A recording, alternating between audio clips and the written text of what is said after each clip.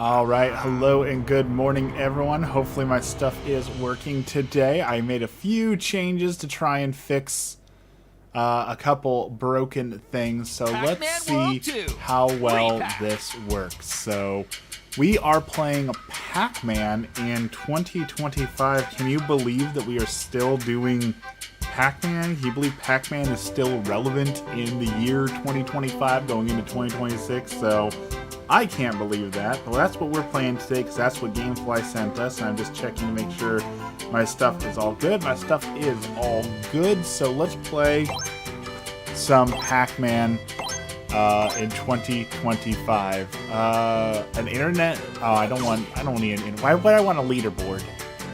Okay, we're playing Pac-Man World Repack 2 in English, apparently,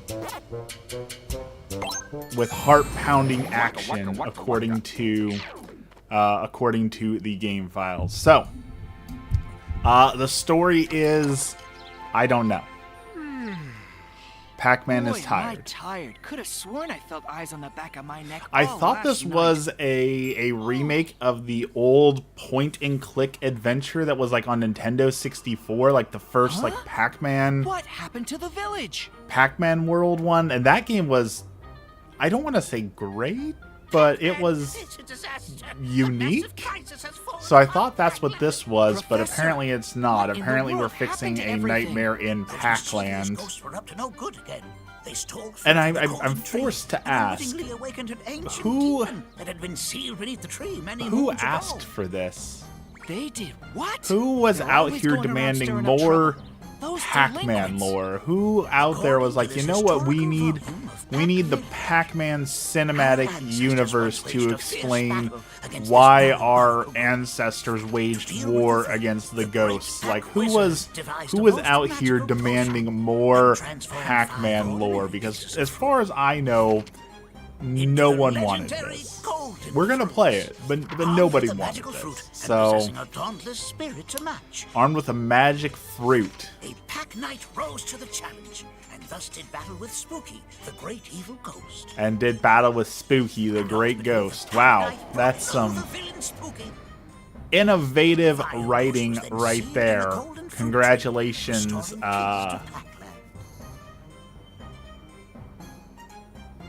Pac people for writing this. Spooky has been unleashed to wreak havoc on Pac-Land once more. Pac-Man, you're our only hope. You must retrieve the I must save the golden fruit from Spooky. It's only a matter of time before Pac-Land is relegated to ruin. Also, I have one more week. I swear to one more week of restore work peace to and then Pac-Man vacation. no matter what. I'm It's my so duty and I'm proud to see it hyped through. for vacation. Oh. I'm also digging these. I talked about them a little bit earlier, but I really like these How beard about a quick ornaments. snack? I really like these beard ornaments a whole lot. I think I'm not symmetrical though. I think I need to add one more beard ornament over here to get all symmetrical like, but here we go. That is our great evil Spooky Man, and his symbol on his chest is a dead Pac-Man, which is kind of grim, you know, a little grim. So let's see, Pac-Man can jump and bounce.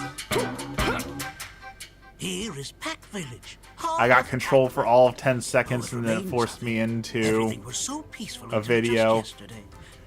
I know I complain about this a lot, but man, do I hate modern games where this is... I just want to play Pac-Man. Why do I need a 10-minute cutscene introduction into Pac-Man? Why can't I just start playing the game? And the wormwood tree pounced, spreading its vile roots into Pac Village. As you can see, I miss Doom. I miss Doom and homes, Diablo even and the village all the gate. old school games that just throw you into the world and they don't just exposition at you. They tell you a story through you exploring nooks and crannies and willingly talking to people, not just here's 15 minutes of exposition in your face. Deal with it.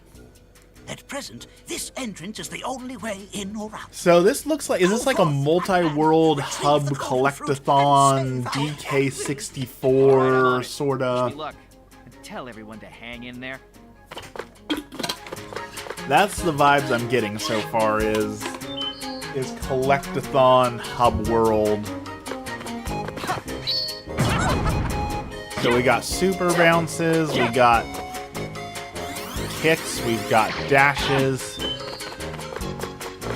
we got moves. Okay. Pacman has options.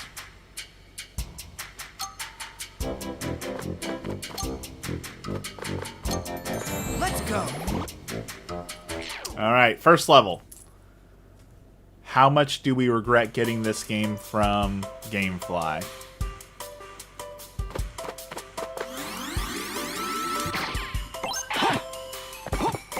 Okay, tutorial level, not bad. It'll explain everything to us. Jumping.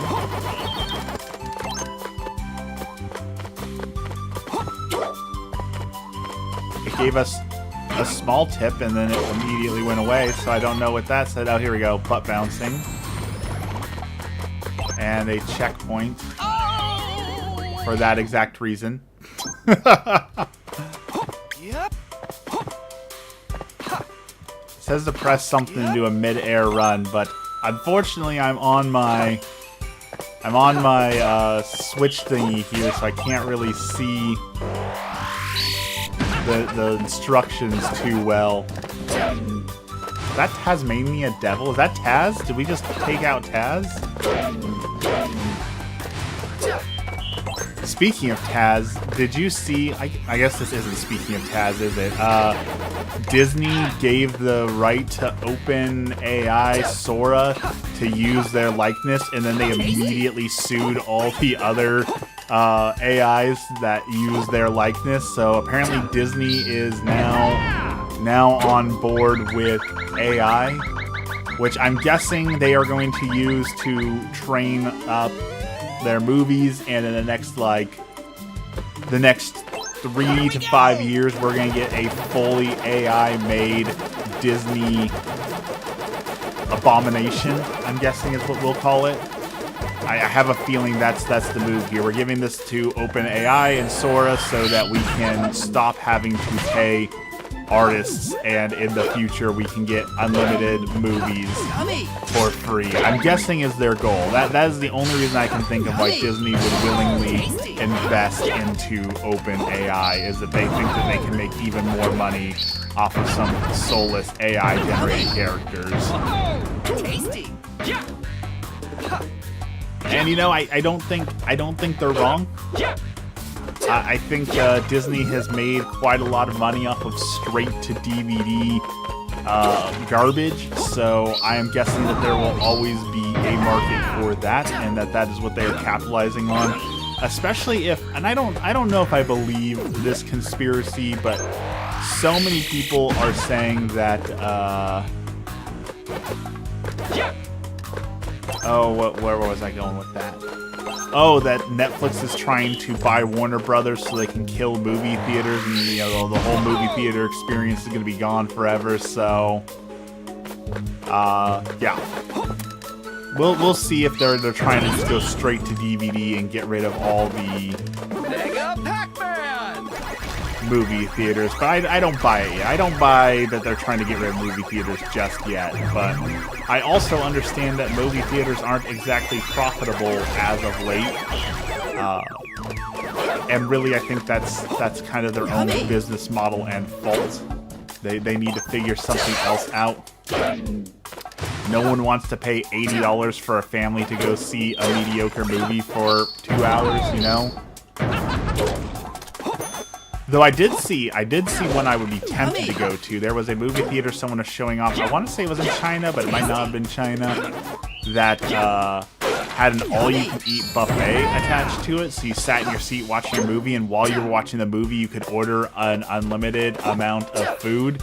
And there were like hot dogs and nachos and basically everything that you would expect from a movie theater buffet. Nothing announced at the Game Awards looked interesting. The thing that would most shocked me about the Game Awards, honestly, was how much people, rebelled against the hero shooter, the hero shooter that was announced at the very end, like, people were upset. And I don't get it. Like, people love Marvel Rivals, people love Valorant, people love Overwatch, so why are we now turning on hero shooters? I will say though that the Larian Studios with their next Divinity, that trailer looked interesting. I got a little bit of hype for it. At the end of the Game Awards, they announced a new hero shooter game. And Larian Studios announced their next thing, and then Knights of the Old Republic announced their next thing. So there's quite a lot of hype around the games that were announced at the Game Awards. Oh, I'm not talking about who was nominated. I'm talking about like at the end of the Game Awards, they announced some new games. But yeah, I didn't watch either, and I assume that Expedition 33 won everything. I agree, that's probably what happened.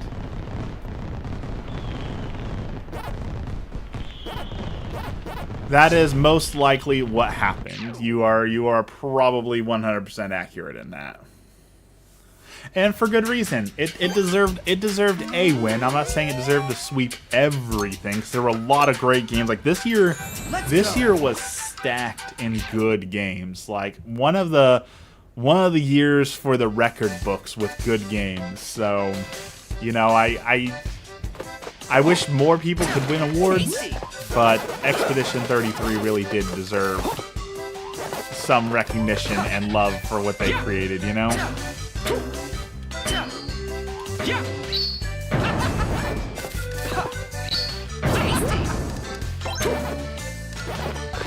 This, on the other hand, I'm not sure we're at award-winning just yet with this one.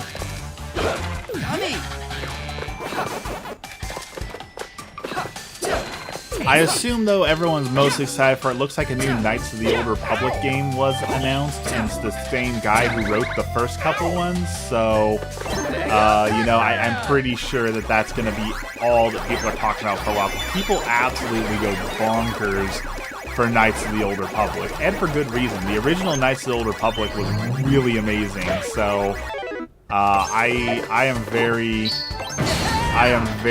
hyped for that. Though I hope they do think there was it makes sense in the lore reason, but like being a good guy in Knights of the Old Republic was so boring compared to being a bad guy, right? Like the Sith get like Force Lightning and Force Choke and all these really cool abilities, and if you go as a good Jedi, you get like, oh, you can run slightly faster, oh, you heal slightly faster, like how cool is that? So I hope that they give the light side, you know, a little bit more stuff than run really fast because you're a goody two-shoe, you know? So I do hope we get something more than that, but I'm here for a new night. Jonathan's here. Check in quickly. How's everyone doing? Have you seen that they're going to add Paladin? Yes, I actually just made a video about that this morning because I told Blizzard, I said, if you add Paladin to Diablo, I will play your Diablo game again. And they added the Paladin, so now I am honor bound to go back to Diablo 4 now and play the Paladin. So that is fully my plan, is to buy the expansion so that I can play the new Paladin class. Very, very hyped for Paladin class. I've been saying it for a while, that it makes no sense that you have a game about fighting demons and unholiness and no holy class, so it's been long needed. I'm glad we have it, and I am going to play it now because I promised I would.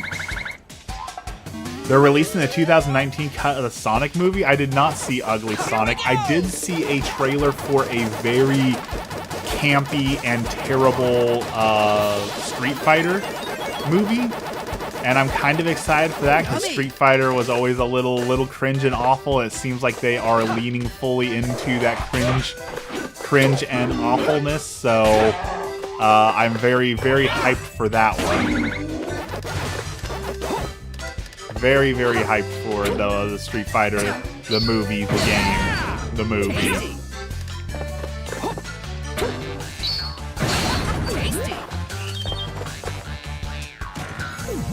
If they're gonna release the obscure Sonic cut, I wonder if they're gonna release the cat's cut that everyone asks for with the CGI cat butts. I'm really curious if we're gonna finally get that, if people are getting their wishes.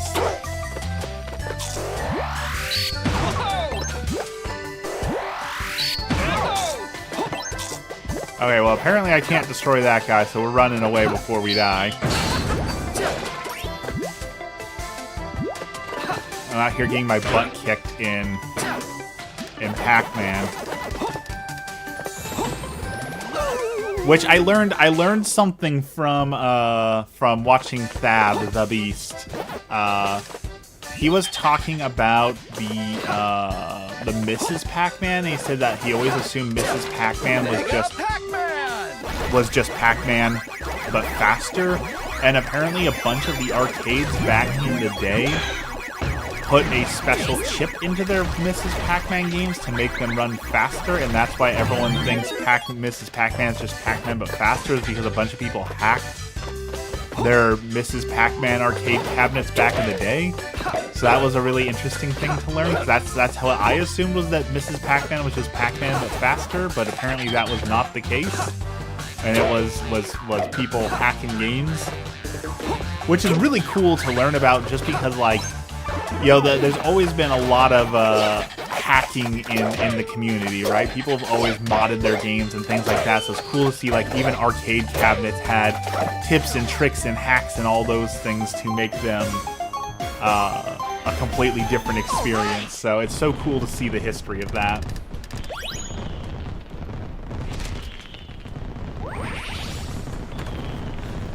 But I'll watch the ugly Sonic cut. You know, the first Sonic movie wasn't too bad. It wasn't my cup of tea. Like, I'm not a Sonic fanboy. I really don't... I think Sonic... I really don't like Sonic. Like, I didn't grow up with Sonic. I always thought Sonic was kind of dumb. So, you know, the Sonic movie wasn't terribly exciting for me, but I'll still watch it.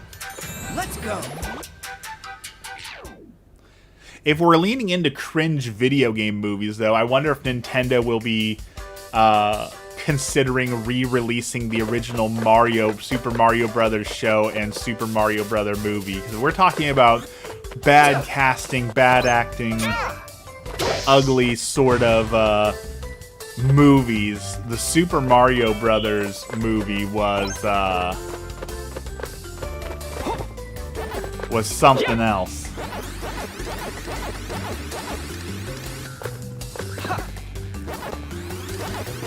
I guess that's the kind of way of putting it, something else.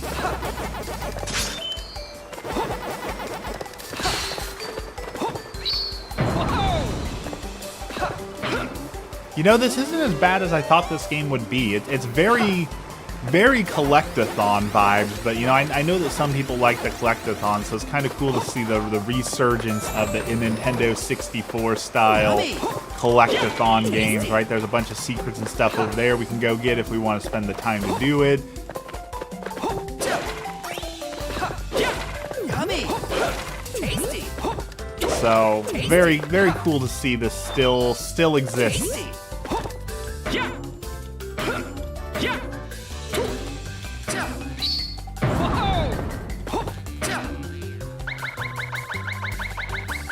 I hope at some point I get to play Pac-Man, though, you know? Like, I was expecting at some point to run into the arcade version of Pac-Man, or at least have the arcade version of Pac-Man available to me, but I have not seen said option, so at some point I do fully expect and anticipate being able to play OG Pac-Man, right? Like, that's just a given. I would be very disappointed if that was not the case here.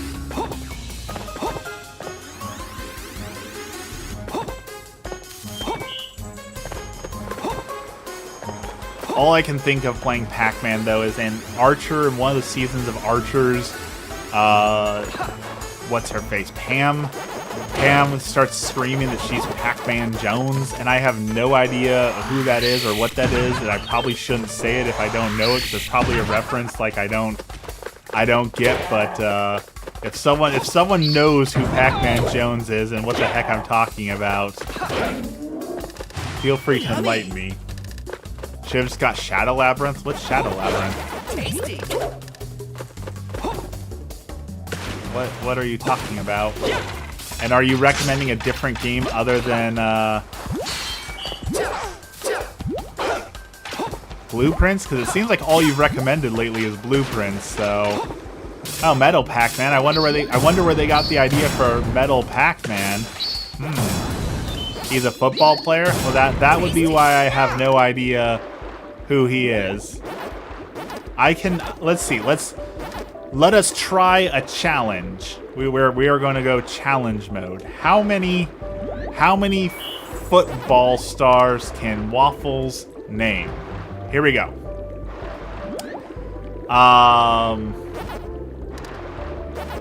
Marshawn Lynch. I know him. He was on the Eagles.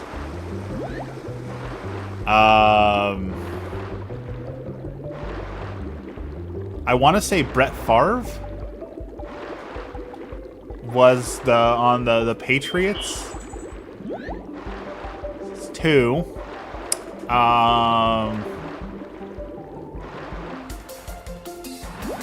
I'm pretty sure O.J. Simpson played football at some point, so I'll count that one. That's 3 football stars.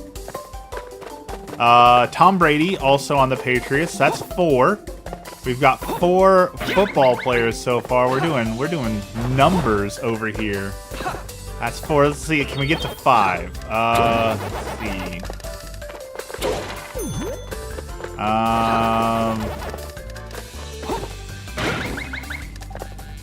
I think that's it. I think that's all the football players that I can name. I'm trying to think of any big ones that I've missed that would be easy for me to get some points on. But I think that's all the football players that Waffles can name.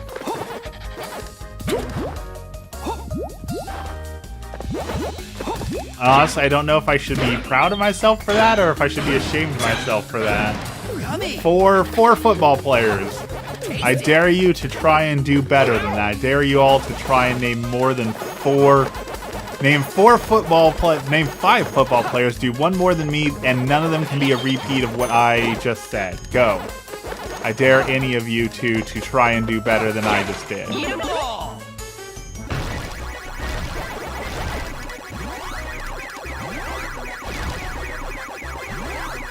Yeah, not so easy, is it? Not so easy when there's pressure on you.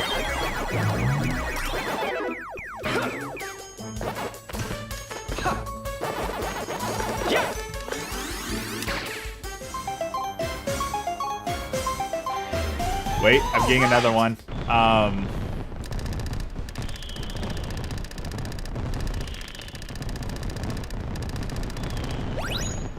Okay, this is gonna be a long shot, but didn't Tiger Woods, when he was like suspended from golfing, didn't he have to play another sport for a while, and he played football for like a couple matches until he could go back to golf? Let's go. It was either football or basketball that he was required to go do while he was on suspension. Aha! I spy my first golden fruit. Maybe I'm All right, wrong. Clyde, the jig is up. How about handing over that fruit? Pac-Man? That's a no-can-do. Back off. You hear me? Pac-Man shouldn't have a voice. Probably an unpopular opinion, but Pac-Man doesn't need a voice, I don't feel like. Is that a frog?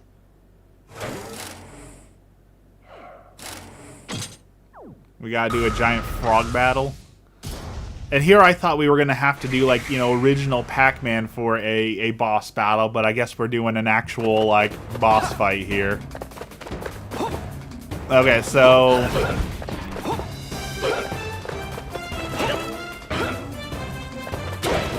I see explosive things, so do we make him eat like explosive barrels? Do we just throw pack things at him? Okay, so we make him eat the explosive barrels, and then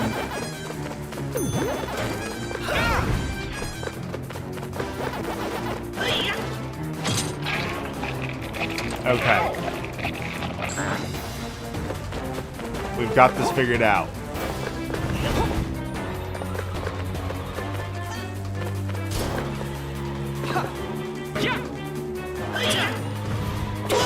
Okay, he doesn't even have to eat the explosive barrels. He just needs to extend his tongue, and then we can slap it.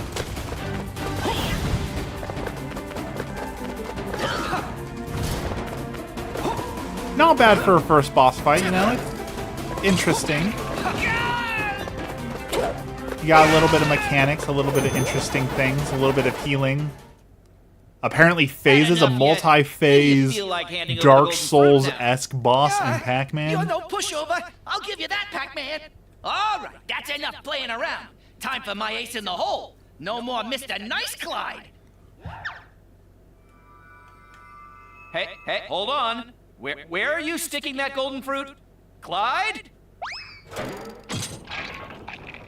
It really ate it. I'm getting a frog in my throat. Terrible pun. 10 out of 10.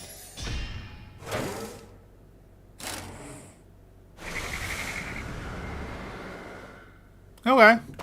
Multi-phase boss fight with a high score counter. Like, how cool is that?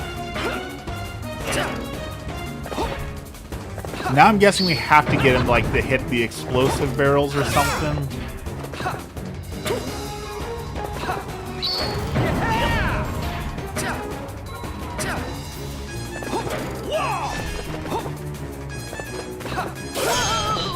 Or we hit him in the back of the throat, the uvula. Which is honestly, if you've ever seen Monster House, I think that's like one of the best adult jokes in a kid's show of all time, when they're going into the Monster House and the girl's like, oh, there's this uvula, and the guy's like, oh, so it's a girl house. That is absolutely one of the underrated adult jokes in a kid's show of all time, I feel like Monster House in general is kind of underrated.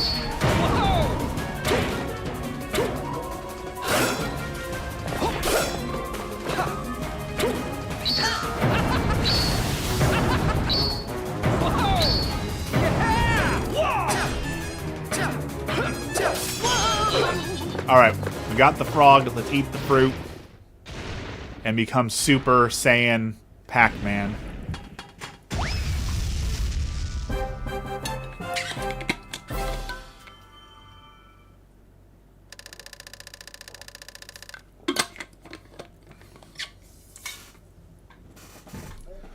Alright, you ready for it? Ready for the golden hair? Let's see it. No? Okay, apparently it can power up the golden frog, but we're not going to power it up at all because they want to make the game hard, I guess. Like we saw, it gives you superpowers and super strength, so why isn't Pac-Man using the Deus Machina right there? It's right in front of you.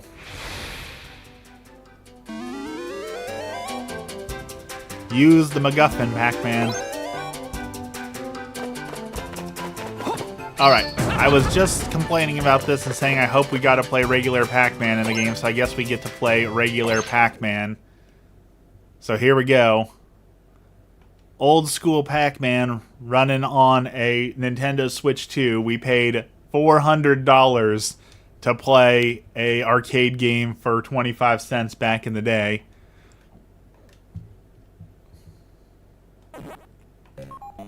Here we go. The OG. The one that started it all, so to speak. Fascinating.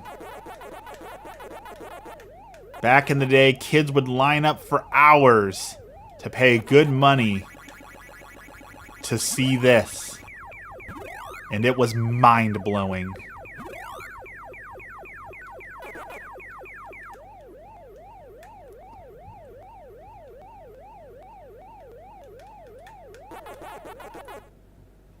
Amazing. How far technology has come. I heard an unethical life tip yesterday. I want your thoughts on this, on whether or not this is actually wrong or not. 'Cause I'm actually sort of on the fence about this one. Usually when it comes to, like, unethical, life tips, I'm like, nah, don't do that. It's actually unethical and bad. But this one's kind of an interesting one. So someone was talking about how companies are marketing blind boxes to kids and how, that's bad. You shouldn't market blind boxes to kids. And he said, so here's my unethical life tip for blind boxes. And he says that go ahead and buy blind boxes for your kids if that's what they want, if they want the blind boxes. And if you don't get the blind box you want, simply return it and buy another one until you get the one that you want.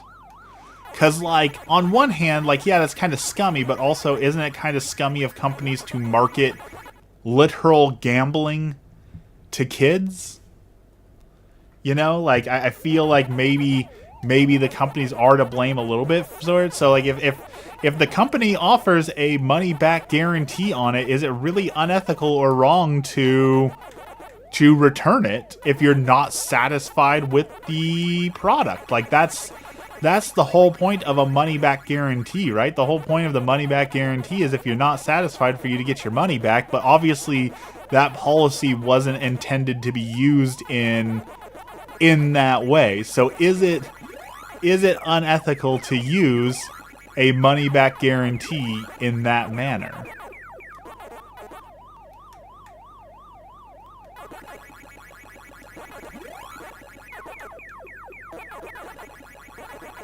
It's like the people who returned Costco, like, they'll buy an air conditioning unit, and then at the end of the summer, they'll return the air conditioning unit to Costco for their full money back because they don't need it anymore.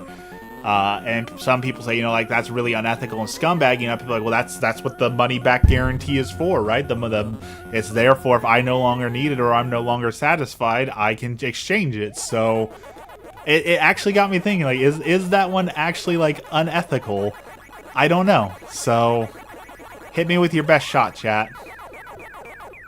That is a good Pamela Anderson song.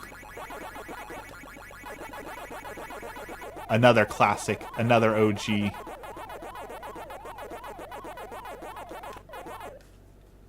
Okay, that death wasn't my fault. My screen went blank. So we're gonna chalk that one up to unfairness from the universe because my screen shut off while I was running from that ghost. That one was not my fault. Good morning, Hockey Boys here. You're late. Iker, good morning. Good morning, good morning. Y'all just maybe missed it, so I'm gonna re-throw the question out here because today's discussion is on someone posted a video with their unethical life hack, and they said that when their kids ask for things like blind boxes, they'll buy the blind box for their kid, and then they will return the blind box if it's not the one their kid wanted. They'll keep buying the blind box until they get the one that they want. Is that actually unethical? Since, the company is marketing gambling to children, is it unethical to return a blind box if you're truly not satisfied with what you got, in the hopes that you can buy another one and get what you want? What do y'all think of that? All right, game over. Let's go back to the actual Pacman game. Cool to see. Going to school today? Excellent. School is important. We are fans of education here. We are fans of higher education. I keep getting a ad to go back to school. Apparently there is a film school opening up in my state, and they really want to get people going to it. And it's kind of tempting. I like school, I like learning, I like photography, I like filmography. So maybe I should go to school to learn to make films that nobody will watch. Live on the opposite side? Like, are you like East Coast, or do you mean like Australia, Europe? Opposite side.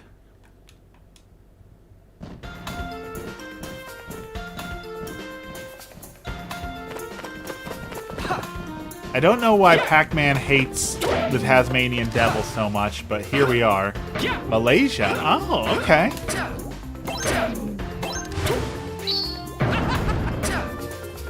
Malaysia is definitely a bucket list place for me to visit someday. Specifically for, I have heard that, like, the street photography, like going out and doing like street photography in Malaysia, just random like people and buses on the street, is just amazing.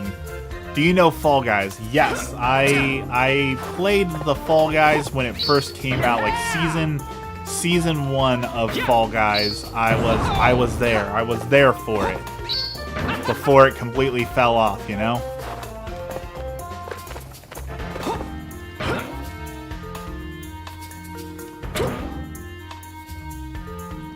I was there 10,000 years ago when the ancient magic was written. I played the Fall Guys. I regret buying it, but I played it for like maybe a couple hours, and I was like, you know, this is probably more fun. The problem is a lot of people are making games that are more fun with friends nowadays, and that is the problem with not having friends who are playing video games, right? Like, I don't have anyone to enjoy friend slop games with. Tasty. Dex is here. I needed my morning disappointment. Okay, were you listening at least, Dex, or were you gone? Because like we had all sorts of important discussion because I figured you were just listening, but if you weren't even listening, I'm gonna have to repeat myself for like the 3rd time here. Tasty. Tasty.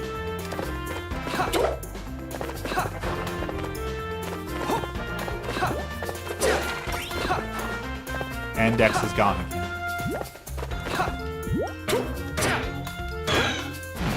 I was here in spirit. Okay. Going back to topics since Dex wasn't here. How did I come up with my name? So, there are 2 parts to my name. Saint Waffles. Saint I put in my name because when I started becoming a streamer and a content creator and all of that sort of thing, I wanted to first and foremost ensure that I always kept my goal in mind, and that goal is my job in life is to become a saint. And my job in life is to drag you all with me to heaven, to get you all to heaven as well. So I chose Saint in my name, not because I think that I'm a saint, but because I want a reminder in all that I do, in all that I say, in every interaction that I have, that first and foremost my goal is to become a saint. So it is there as a reminder so that when I talk to people, when people used to come in here all the time and, you know, call me fat or ugly or stupid and all those sort of things, that all those interactions must be met with a saint-like patience, because it is my goal to get them and myself to heaven. So that is why I put Saint in my name. Waffles, I wanted something just a little bit more silly and fun after, you know, the heaviness that was Saint. So I thought Saint Waffles would be a fun name that also kept in mind my goals. I'm going backwards here. We don't like nostalgia here. No, we're not doing nostalgia. We were talking about football players, and I was trying to name as many football players as I could, and I got to 5. So I wanted to see if I was accurate. So we're trying to name as many football stars as we could. We had Marshawn Lynch, Brett Favre, Tom Brady, and O.J. Simpson. And then I thought, like, Tiger Woods is obvious, he's a golfer, but there was like a period of time where he retired from golf, didn't he? And he played other sports. Didn't he do another sport? Didn't he do that? I heard that stuff. Okay, well, I had to make sure you were there to check my work. You know,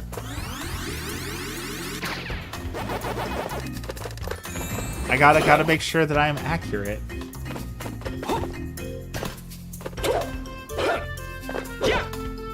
But other than that, I can't name a single football player, you know? That is how out of touch I am with the sports.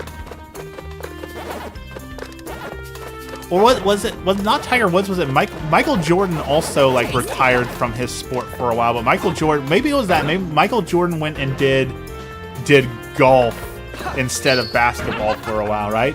Fert, I love your aesthetic. Thank you. I like bees. I like honey. So I figured, why not? We'll go with waffles and bees and all those sort of things. So, thank you. I keep getting ads on Facebook for an Adopt a Bee necklace that allows you to literally, like, adopt a bee. And I'm kind of considering if we should spend some of our stream money on adopting a beehive. What do you think? Should we sponsor a bee? Should we adopt a bee?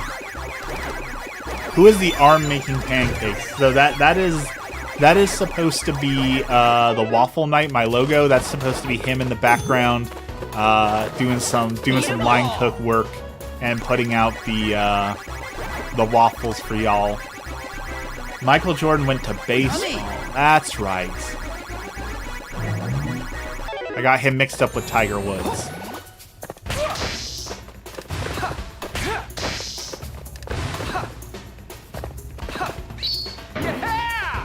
I feel like I should know more football players, though. Like, there's got to be some other, like, really big and famous names out there that I should know. Like, oh, I know, I can get one more football player. Taylor Swift's boyfriend is a football player, isn't he? Taylor Lautner? That's a football player.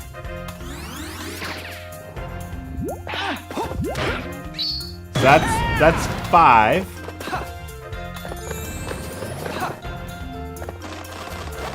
That's 5 football players for y'all. Look at Waffles go. I am killing it, as the kids say these days. And I only know that Taylor Swift has a boyfriend because for some reason, you know, if you ever been on Reddit, Reddit like will force feed you random subreddits, like, oh, you clicked on this, so you must be interested in this. And for some reason, the Taylor Swift, Taylor and Travis snark subreddit where people go in there to hate on her all day keeps popping up on my stuff for some reason. I don't know why. Ben's here. Good morning, Ben. And I gotta tell you, I hate the snark Reddits, and I know this is gonna be ironic for me to say this, but like, don't y'all have anything better to do than to go online every day and tell people how much you hate Taylor Swift? Like, I'm not a fan of Taylor Swift either, but like, how dedicated of a hater do you have to be to spend your free time going online to tell other people how much you hate her? Like, that's some next level no-lifing, you know? What's the good news today, Ben? What's new today? All right.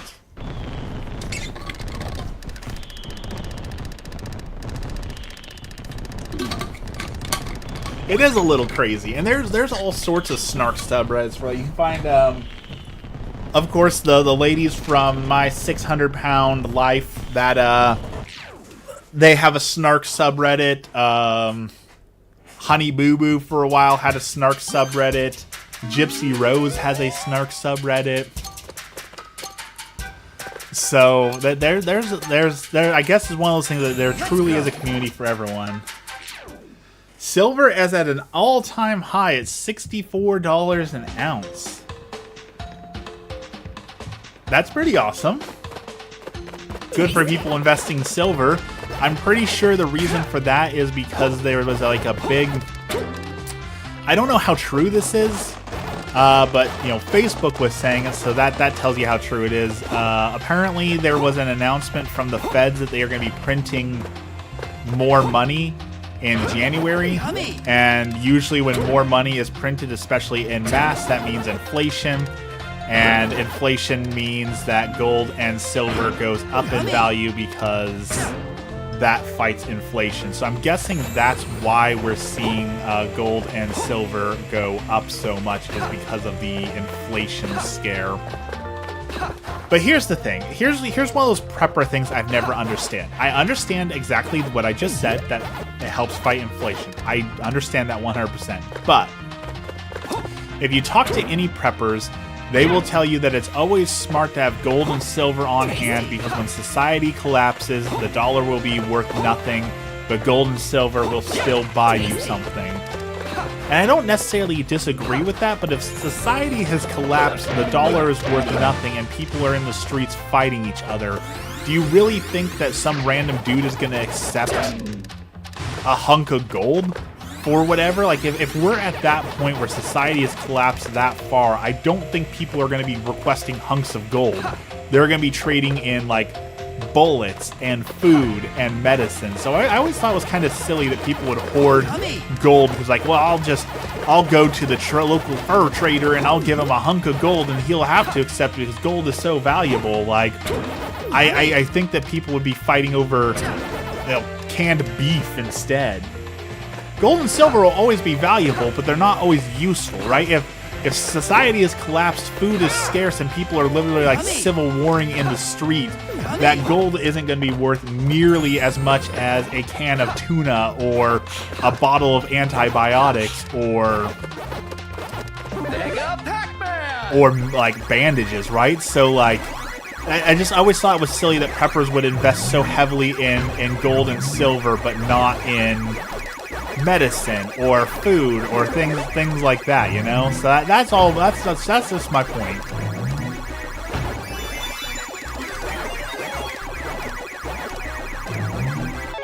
And I know that there's a lot of preppers out there who are waiting for the day, right? There's a lot of people.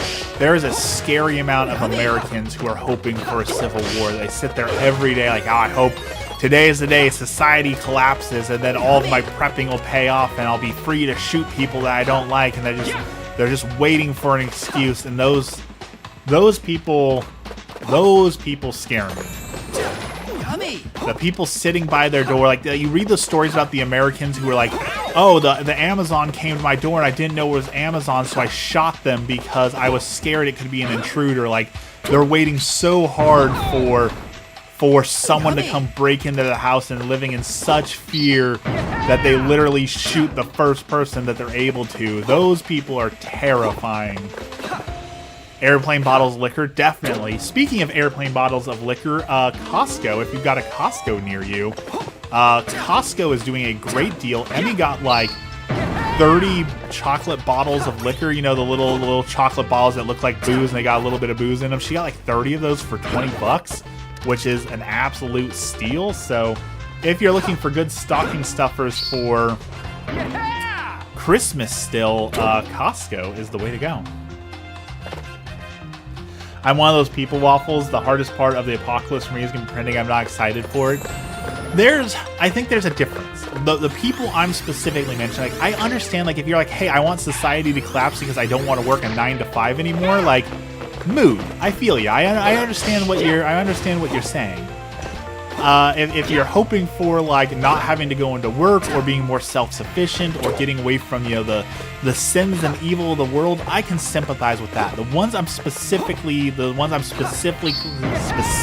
talking about are the people who are like, I want society to collapse so that I can start a civil war and I can use my weapon against people I don't like.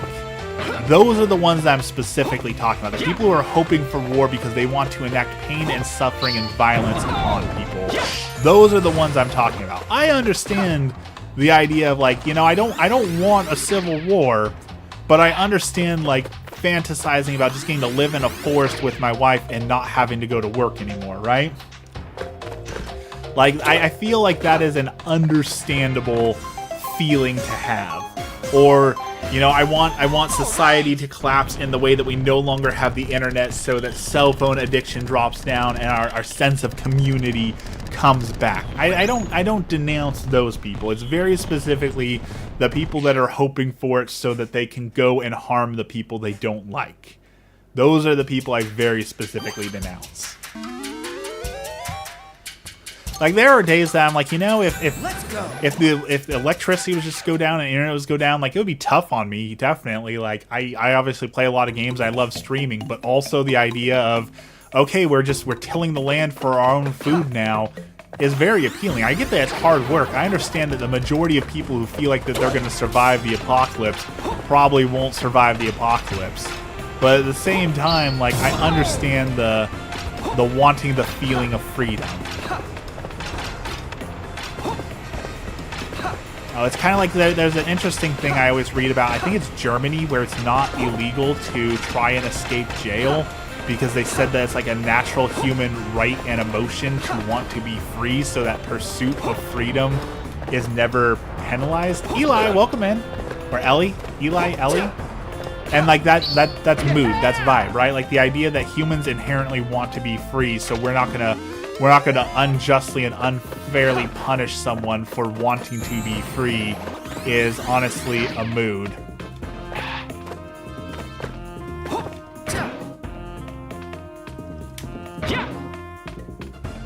Yeah, only when you harm police or property, you know, only when you actually like stem into illegal actions do they frown upon it. But just the act of trying to escape yourself apparently is not frowned upon. Do they have for-profit jails? I'm pretty sure they do not have for-profit jails, which probably also plays into it. The American for-profit jail and slavery system is honestly disgusting.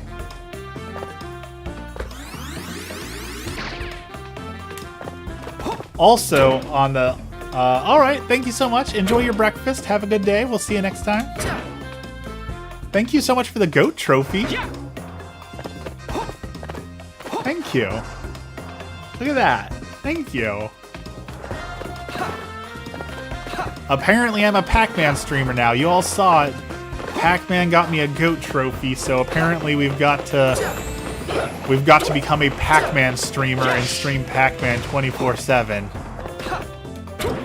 Could you imagine going to jail for a long time and then ending up owing you money for your stay? Well, here's the terrible thing about that is like that's happened in America, right? There are men, especially African American men, who have been falsely imprisoned and in prison for like 20 or 30 years, and then they win their lawsuit, and their lawsuits are for like $30,000, right? It's a pitiful amount of money. Could you imagine losing 30 years of your life? The state saying, yeah, our bad, and then you only getting $30,000 for it? Like, yeah, $30,000 sounds like a lot of money until you realize, like, $30,000 would be the same amount of money you can make on minimum wage in 1 year, or I guess 2 if you don't count taxes. Like, Dad's here. Good morning, Dad. How is it going in Arizona? I'm sure it's nice and sunny today. $30,000 for 30 years of your life is just insulting.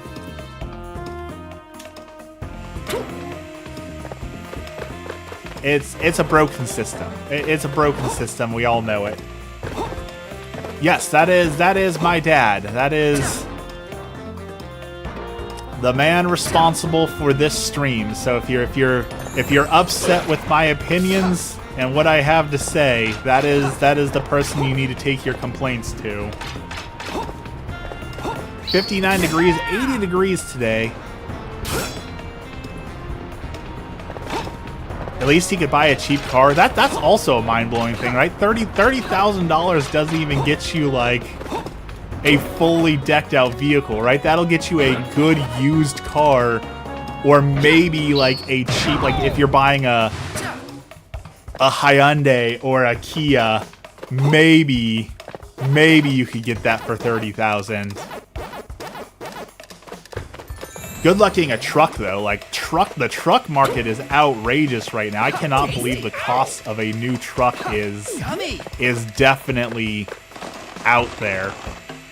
I don't think I'll ever be a proud truck owner unless I get the Subaru Baja. Have you seen the Subaru Bajas that have like the little truck beds in the back? I absolutely love the Subaru Baja. That is a whole vibe, as the kids say.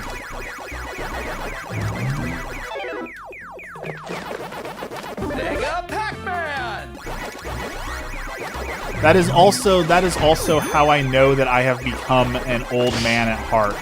You know, as a kid, you look at cars like, oh, I want a 1967 Mustang, or you know, I want a Cobra. No, now I want Now I just want Subarus. That is how I know that I've become an old man at heart. Is my dream car is no longer a Mustang. It is a Subaru. It's currently 28 degrees, getting down to 4. 4 this weekend? 4 with snow? Holy cow. I've seen a lot of old car videos on my YouTube, and it blows my mind the car companies thought of back then and how far backwards we come to settle for. 1950s technology was just better. Have you seen the new Chaotically Fun Guy? Welcome in. What class are you watching from today? Have you seen the new Volkswagen? Oh, what's it called? Okay, Google.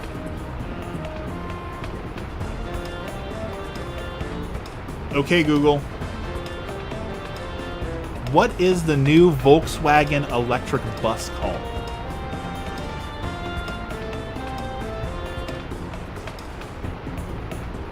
The Volkswagen ID. Look up the Volkswagen ID.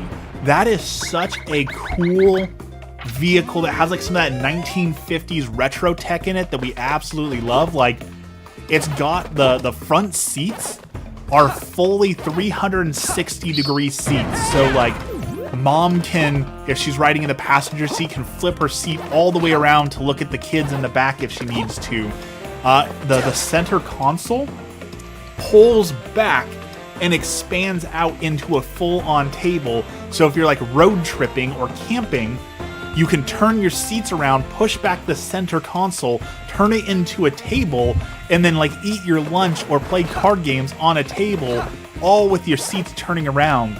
The back seats fully like flatten down, so you can like take the back seat instead of pulling them all the way out and like having to leave them in your garage. You can push them down into like a bottom storage thing, so you can have more room for camping and stuff. But then if you need those seats, you just pull them up. Like it is such a cool piece of technology. Check out the Volkswagen ID.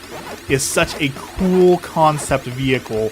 I've seen one in the wild, and honestly, if they put all-wheel drive on that thing, if they put the Subaru style all-wheel drive on that, I would be sold. That would be my next vehicle, would be the Volkswagen ID. The other Volkswagen I wanted, this is credit to my dad. If you're still watching, when I was first looking at vehicles, one of the vehicles that my dad suggested was a Volkswagen Diesel Rabbit. And I've kind of always wanted to get one of those. One, they have incredible gas mileage. Two, they're just kind of cool little cars. I don't think I can fit in one. Certainly not when I was at my largest weight, but now that I've lost some weight, I might be able to squeeze into a Volkswagen Rabbit. Those old like 1950s, 60s diesel Volkswagen Rabbits are really cool vehicles. I love cars with the ability to jack up the tires by pulling a lever, and then you can just drive away on 3 tires. There are so many cool cars. The three tire cars are also really cool, like the Chinese 3-tire really mini vehicles. Those are really cool.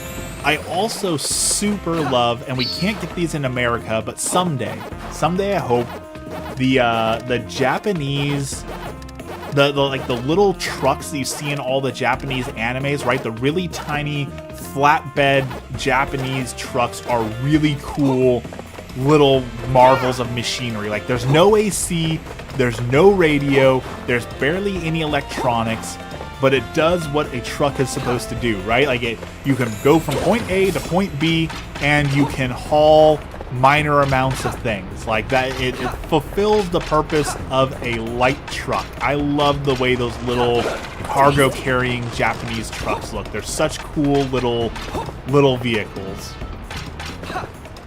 We have a lot of those down south. They're great work trucks. Exactly, you know, it fulfills the purpose of a truck.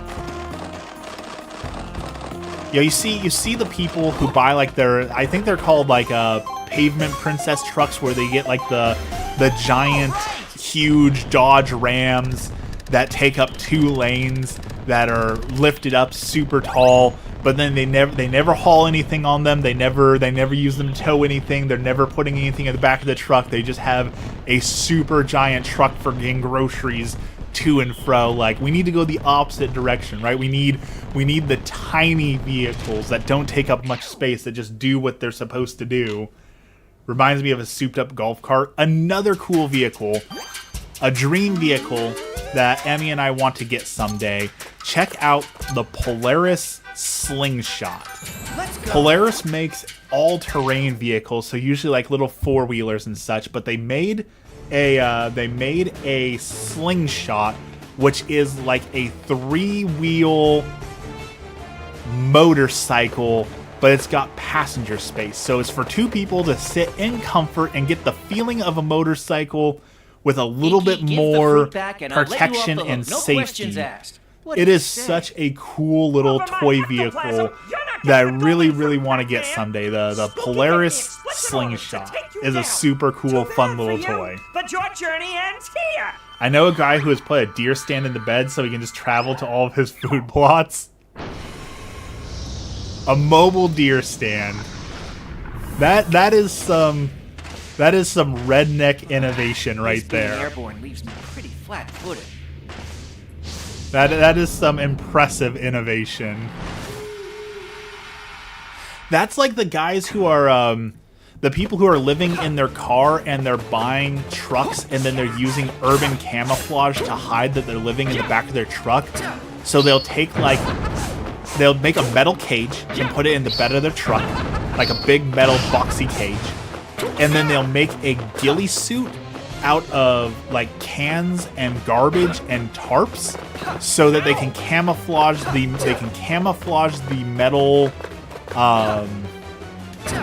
metal box like it looks like a pile of garbage. So when they park on the street, it looks like someone's just parking with a pile of garbage in the back of their truck, but in reality, he's sitting in the back of his bed sleeping or reading a book or doing, his everyday stuff because it's actually a hollowed out metal cage that just looks like garbage. I think that's a super cool thing, this idea of like urban camouflage. And I've seen someone else actually, they made that. They took a tarp and covered it with fake garbage. So when they have to leave their car like in a dangerous area or an area that they don't want to be, they just put the tarp over their back seat so it looks like their car is just filled with garbage. So would-be thieves walk by and see, oh, this car isn't worth breaking into and stealing from because it just has garbage in it. Like that's such a clever idea.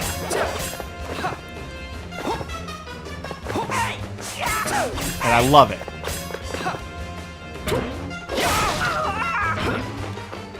The camping guy did that on YouTube.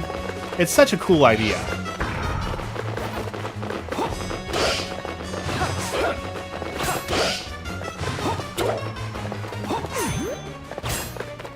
Oh, these guys give us health. Let's farm a little bit of HP since we're hurt.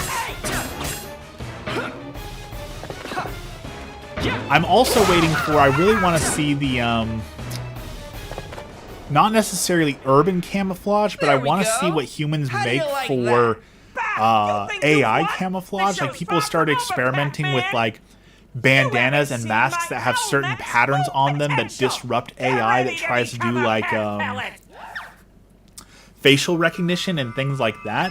I'm really interested to see what people come up with for, like, fighting facial recognition and cameras in public and that sort of thing. I like the idea of a camouflage, but the problem with that, so the idea is cool. It blends you away from the gaze of, like, government and AI and all that sort of thing. But inherently the issue with that is it fails as camouflage on a fundamental level of, camouflage is supposed to hide you and not draw attention.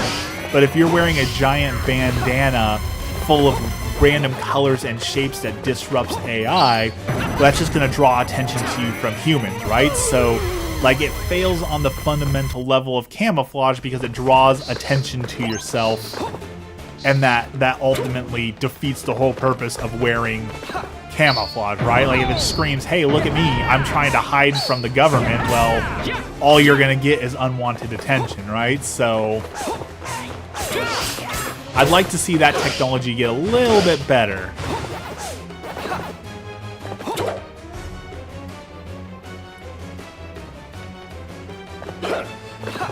It's kind of like when dudes wear, like, they're wearing a fanny pack and 5'11" shirts and tactical pants. Like, okay, well, that guy is obviously carrying a weapon, right? Like, you're trying to concealed carry and you're trying to blend into your environment, but you're wearing tactical gear, so I already know that you've got a weapon in your fanny pack, right? Like, the whole point of concealed carry is supposed to be, you know, having it concealed, so wearing something that screams I'm carrying doesn't exactly work. I watched my brother's best friend quickscope a deer in real life, like scene out of a movie. That's pretty impressive. Speaking of quickscopes and movies, I don't know how this got me to it, but can you believe that we got 28 Years Later Part 2 already? Like, 28 Years Later came out like 6 months ago. They released a sequel this month, and there's a confirmed another sequel is coming out next year. I do not know how they are shooting those movies so fast, but I am here for it. I loved that movie.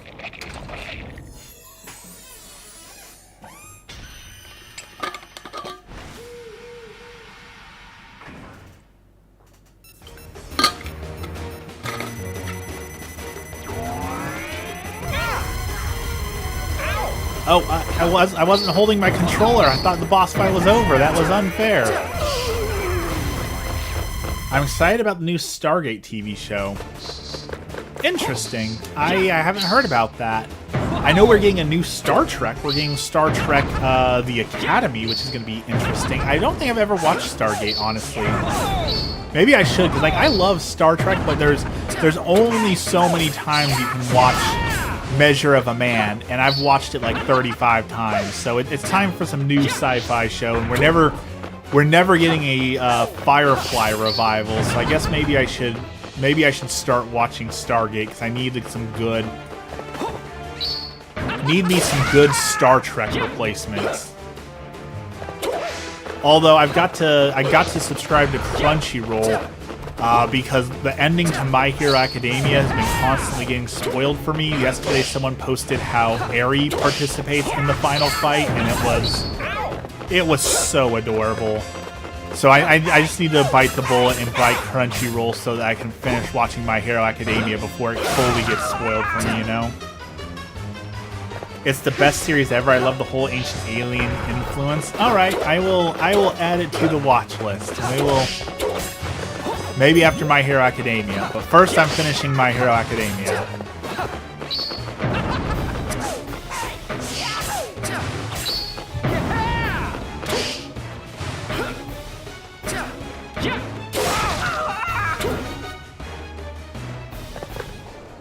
Or, what's the other one people used to talk about all the time? Battlestar Galactica. How is Battlestar Galactica? That's another one I've never watched. Potential. Get ready to become a pack pellet. Okay, don't put the controller down. The fight's not over this time. I need season 6 and 7 on DVD. I'm gonna go back. So before I watch the end of My Hero Academia, I'm gonna go back and watch the last season, since the final fight that they're currently in has been ongoing realistically for 2 seasons. You know, I want to catch up on the fight again. How many seasons are there of My Hero Academia? I want to say there's 9 seasons of My Hero Academia.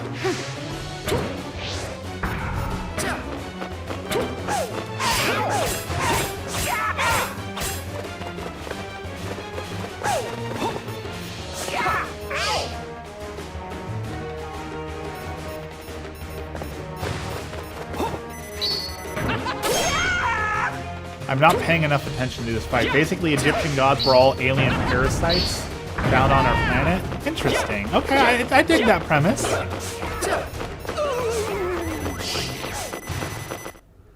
They have genetic memory, so everything that any of these aliens have ever learned, they know, and the offspring will know as well. Okay. Isn't that like a fad in water right now? Isn't the whole like genetic memory a big thing in water, that like your water remembers things? So if if you put your water like in nutrients and then boil it, and then like then your water will remember those nutrients, and it's supposed to create like super water. Isn't that a whole thing right now? The water memory. Anyone know what I'm talking about? Okay, Google.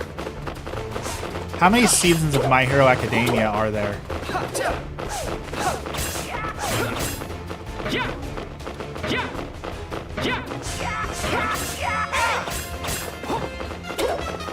My Hero Academia is airing its 8th and final season currently, so there's eight seasons of My Hero Academia in total. So good news, Dex, you're not as behind as you thought.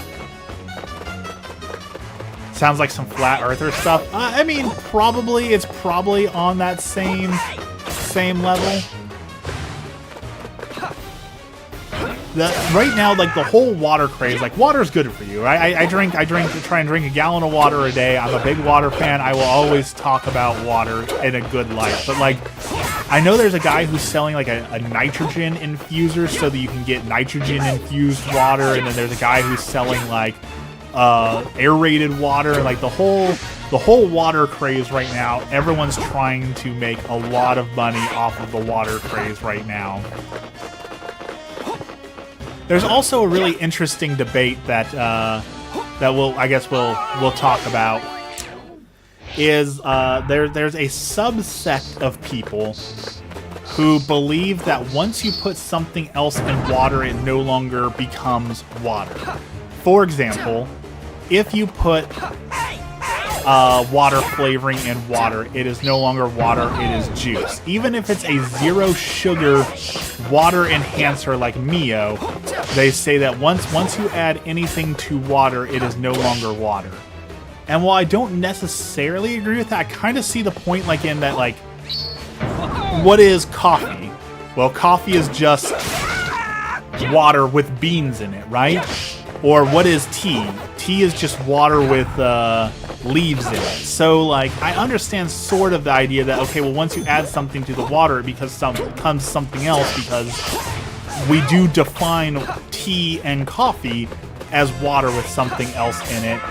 But also, like, trying to scare people away from, no, you have to drink water, you can't drink Mio, you can't drink diet soda because it's no longer water, is such a ridiculous statement to make. My buddy was arguing with me the other day that gravity isn't real, to the point where I was getting pretty upset. He finally looked at me and said the truth hurts. That was when, back in my day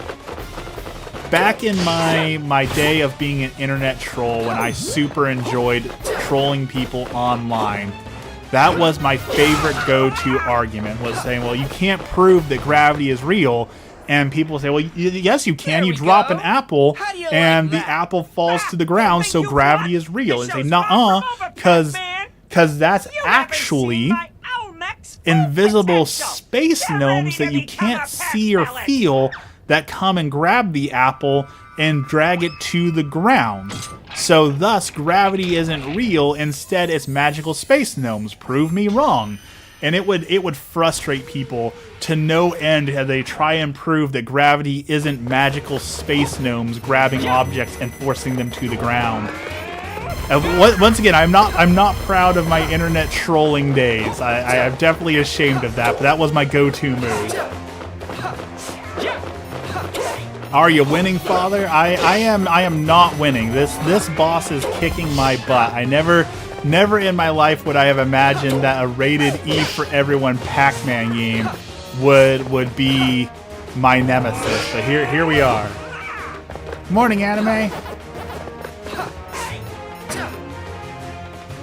If you want a good, frustrating laugh about internet trolling, go on to the Googles. Go on to Google and Google bodybuilding forum, how many days in the week are there? And prepare to laugh. It is a legendary old school forum post from way back in the day. It's probably 20 years old by now.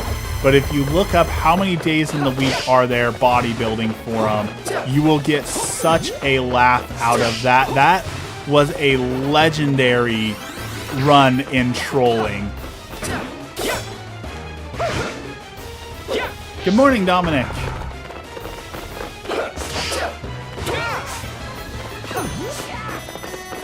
That is one of the classics. That is one of the you had to be there, right? That's what us old folks on the internet looked at. That was like going online to look at Badger. The bodybuilding forum was a classic.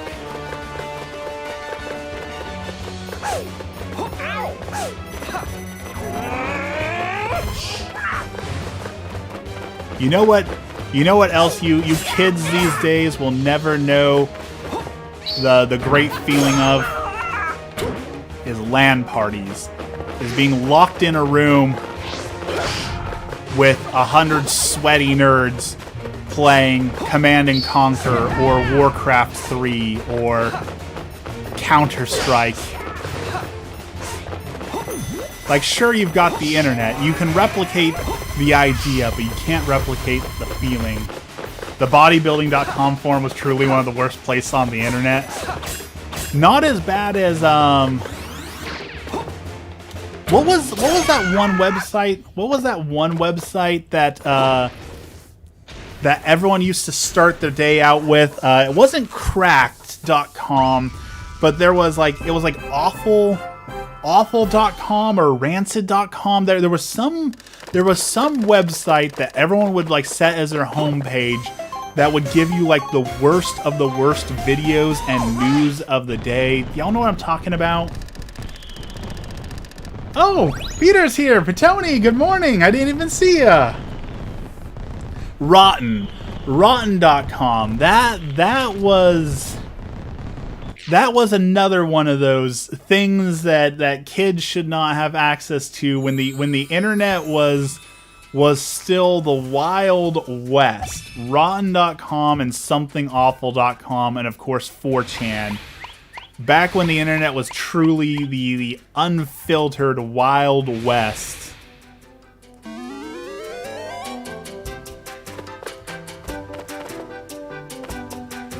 Rotten.com was way worse than Something Awful. And you could just access it. You could just go to the library and go and click on it, and there you were. All right, Peter, since you're here, I have a ethical question for you that was posed to me by Facebook that I'm honestly kind of on the fence about. So I want your Catholic ethical opinion on this one. Some guy was talking about how much he hates random loot boxes. You know how you go and buy a loot box and you get one of 6 toys and you've got to keep buying them to get more and more. And he was talking about how, as a parent, he hates those and he hates the gambling and he doesn't want to teach his kids to gamble and he thinks that they're unethical and all of that. Go home. So what he does is he says, okay, kids, if you want this random box, tell me which toy you want out of that. And what he'll do is he'll buy the box. If they don't get the toy that he wants, he will return it because he's not satisfied with it, and then he'll go buy another one until he gets the toy that he wants for his kid. Now, on one hand, it's totally legal. You know, the companies have a return policy. So if the return policy allows for that, it's not illegal, but is it unethical? Just leave everything to me. You just got hit with "had sorry." One last thing before you take off. Is it unethical to buy random loot boxes and return them if you don't get what you want, and then buy the one that you want until you get what you want? Basically, it's abusing the return policy, but not really abusing it. Like it's fully legal, but is it ethical? Is it the morally correct thing to do? Because on one hand, children shouldn't be gambling, and the companies are definitely scumbag. But on the other hand, if you don't agree with something, then the right thing to do is to not engage with it at all rather than buying it, right? So Some companies will let you return, like Costco. Costco, for example, has an amazing return policy, right? You can return anything to Costco. Every year they get people who are returning their AC at the end of summer. So there are some companies that will let you return the random loot boxes.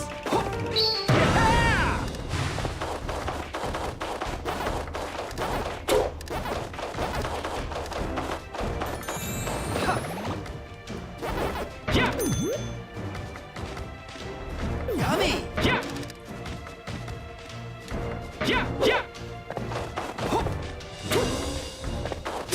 It definitely wouldn't be the worst thing ever returned. Have you ever seen, like, there's a whole subreddit dedicated, like, the most ridiculous things people have ever returned to Costco, and they'll be like, yeah, I used this couch for 30 years, and now I'm no longer satisfied with it, so I'd like my money back for this couch straight out of the 70s. Actually, 30 years ago was the 90s, so... Yummy! Have you also seen the kids in school who refer to the 90s as the late 1900s? Doesn't that make you feel terribly old to have lived through the late 1900s?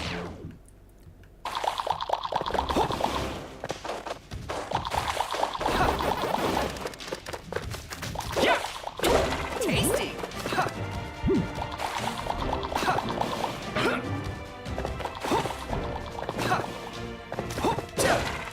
Alright. We're climbing. We're missing a bunch of stuff. I'm so bad at collectathons. Like, y'all have seen how much stuff I've missed, right? Like, I am so bad at collectathon style games. I do not have the patience to collect them all. This is why I've never actually collected all the Pokemon. I've never caught all the Pokemon. I do not have the patience to fill a Pokedex. My immediate instinct is that's just being scummy in response to someone else who's finding it scummy. I'm not a fan of that. That's definitely usually my gut feeling on things. You know, is if something's scummy, the solution isn't to be scummy back. It's not to engage in it at all, right? Like, and tabletop gamers and card gamers, we're the worst ones with it, right? Like Warhammer. I play Warhammer 40k tabletop. Not much, but I used to play it a lot more, but I don't play as much these days. But people talk about how scummy it is for the Warhammer company to sell you a box of orcs for like $50 for 3 orcs, and you need 100 orcs for your army. So like, okay, well, they have scummy business practices, so I'm going to 3D print these so that I don't have to pay all that money. Like, that's not the solution. The solution is, if they have scummy business practices, is to stop playing Warhammer, right? But that's not even an option they consider. It's the same thing with like the Dungeons and Dragons right now. A lot of people are mad at Wizards of the Coast and Hasbro for their scummy practices around Dungeons and Dragons. The solution isn't to steal the Dungeons & Dragons book. The solution is to stop playing Dungeons & Dragons, but people don't want to hear that. They don't want to hear that the solution is to stop engaging in the thing that you like and instead to boycott it, right? That's the whole point of a boycott. But also, what people need to realize with boycotts, and they failed this with Chick-fil-A. A lot of people were boycotting, they were boycotting Chick-fil-A because of the Christian stuff that they were doing. Okay, that is your right to boycott. However, once Chick-fil-A reversed their decision, they continued boycotting. That's not the point of a boycott, right? Your boycott is supposed to achieve something. They achieved that, and when you continue to boycott them after it, all you're telling that company is, we're not your customer anyways. Therefore, you don't need to reverse your decision because we're never coming back, right? Like, if you don't end the boycott, then all you've told the company is that you're never going to be a paying customer again anyways, so they can just ignore you. I think booster packs are priced so that you're paying the average value of the content. Sometimes you get more value, sometimes you get less. You know, I consider, maybe I'm totally wrong on this, but I consider booster packs in a different category than like the Skibidi toilets, right? The Skibidi toilets that are really popular this year is a random toilet that's got like one of 5 figures inside of it, and they're $50 a pop, and you're never gonna get the figure that you want. I definitely consider that a different experience than buying a $3 pack of Pokemon cards that may or may not have a card that you want. Right? Like, I consider those different experiences, and maybe it's just because of the costs associated with it, but I do consider booster packs to be separate from loot crates. But they are, in theory, the same sort of thing, I guess, right? So maybe I shouldn't consider those differently.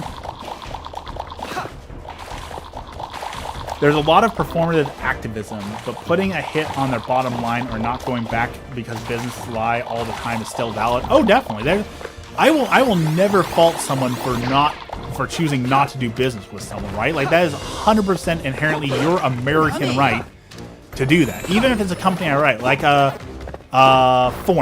Formed and Hallow put together to release a movie called Triumph of the Heart. Anubis, good morning. Triumph of the Heart, which is a movie about Saint Maximilian Kolbe, which is a saint who lost his life in the concentration camp because he chose to give his life up for another prisoner. Absolutely beautiful story. Deserves to be a saint.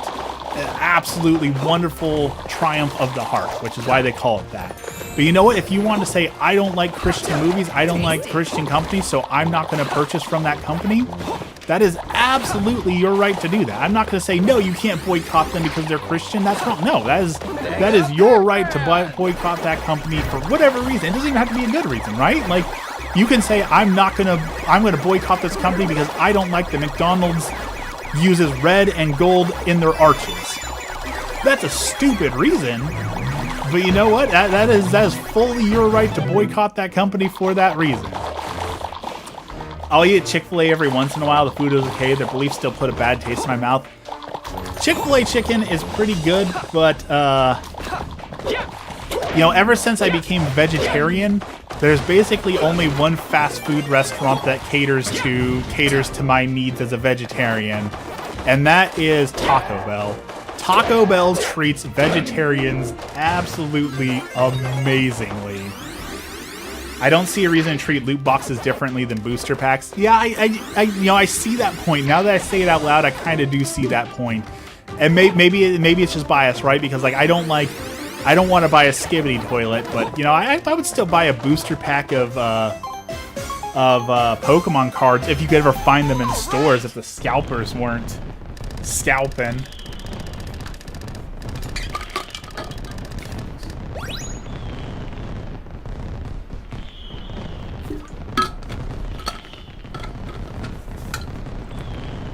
Just because they took Chick-fil-A out of the conversation doesn't mean the company isn't footing the bill for anti-trans legislations, pray the gay away, and other nonsense.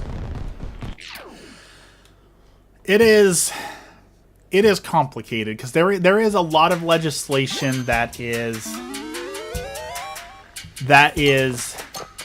maybe something that I don't necessarily disagree with. Let's go. But also it's something where like I don't trust the people in charge to properly handle that power, right? So like even if a politician is putting in a bill that is Catholic in nature that I agree with on Catholic principle, that doesn't mean that I trust the government to fairly and properly put that law into effect, right? And that's where legislation gets really tough for me, is that like maybe this is something I do want to see. I would always like more Catholic laws. However, if I can't trust the people to actually implement the law fairly, correctly, and in a good manner, then I don't want it, right? Like that is ultimately the issue, is I can't trust politicians to do right by people, and that is a problem. Yummy.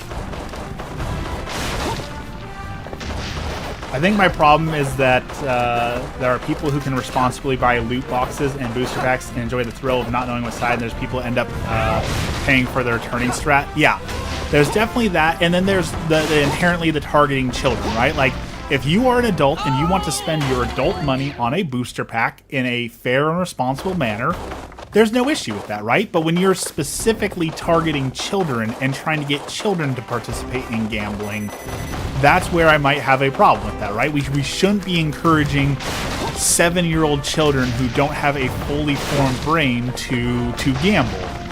But also on the flip side, like, I loved Pokemon cards as a kid, right? So, like, it's a tough thing. As someone who's talking about hopefully having kids next year, it's tough to have the right, what is the right moral stance, what is the right position to take, right? Like, my mom and dad bought me Pokemon cards. I loved Pokemon cards. I did everything Pokemon, and I like to think I sort of maybe turned out as a emotionally well-adjusted and regulated adult. So, like, do I want to deny my kids Pokemon cards because I don't want them learning gambling, but also they're losing that, like, key part of childhood? Like, it seemed like there's not a winning or right answer, you know? It's tough.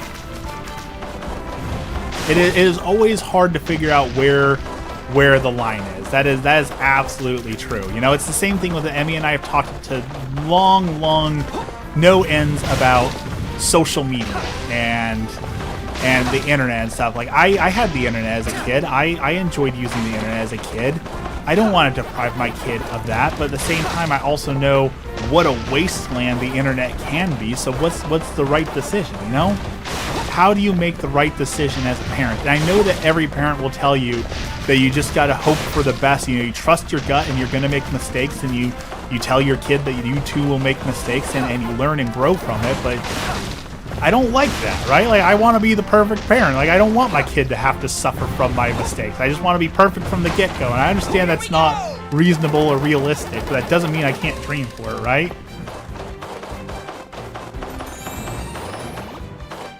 In theory, marketers aren't allowed to advertise to kids, but there are definitely ads that kids watch and they ask their parents to buy the toys. Oh, 100%.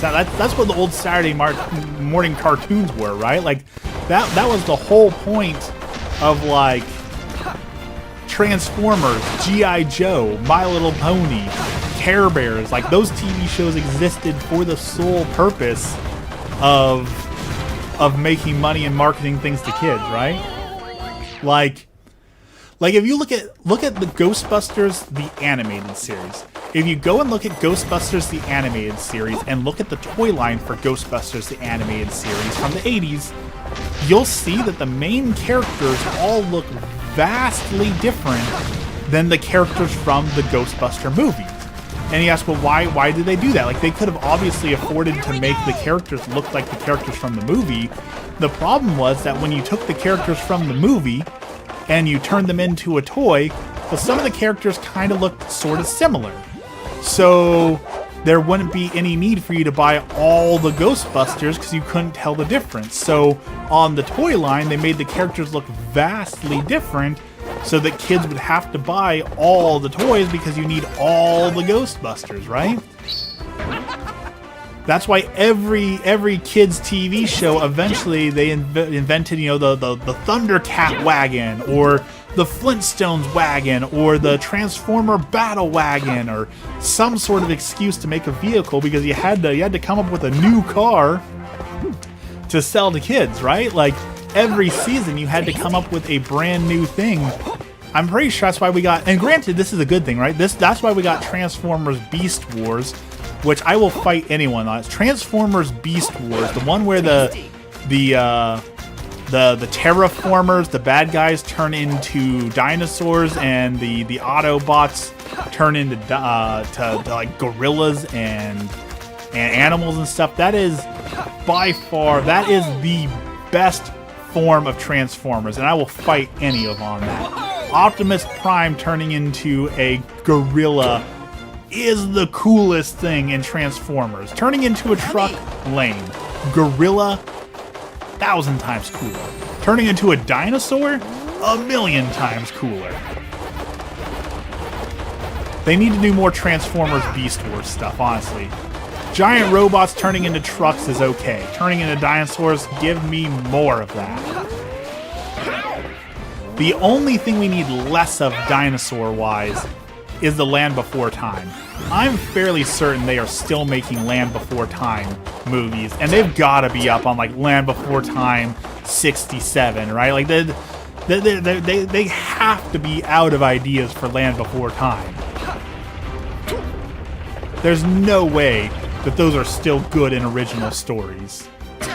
I don't believe it for a second.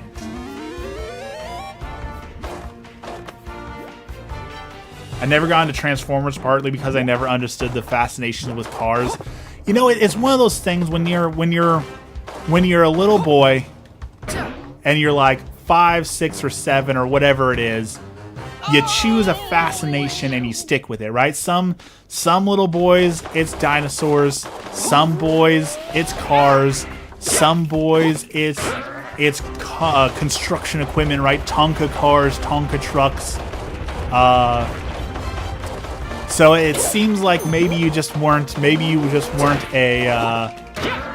car kid. You must have done. Let's see. Let's see if we can guess what Peter was into as a boy.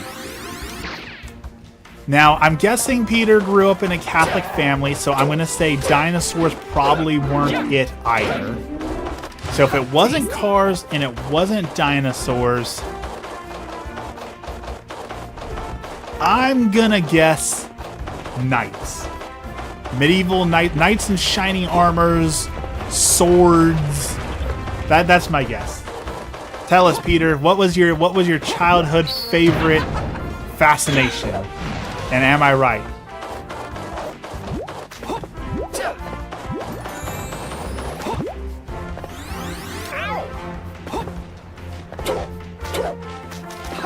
Knights are cool, but I don't think I was much into knights either. Okay. No knights.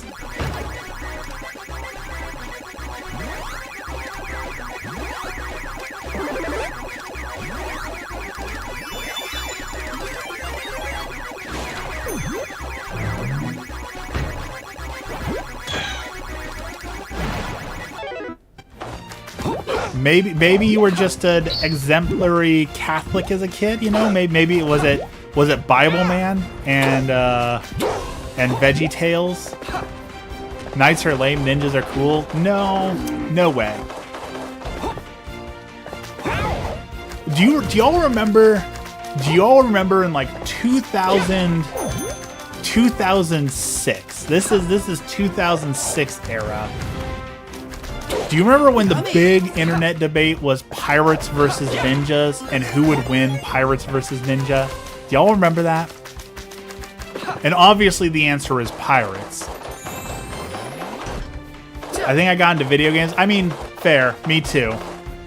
I remember sitting on my mom and dad's bed playing Super Mario 2 on the NES and Bubble Bobble with my brother. Bubble Bobble, Raven,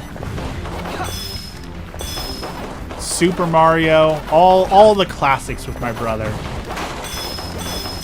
Ninjas would win.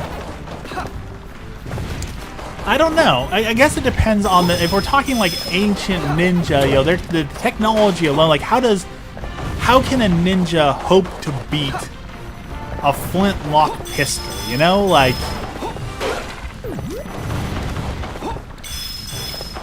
when you introduce guns into the equation, there's just no way for anyone to win when you introduce guns into the equation.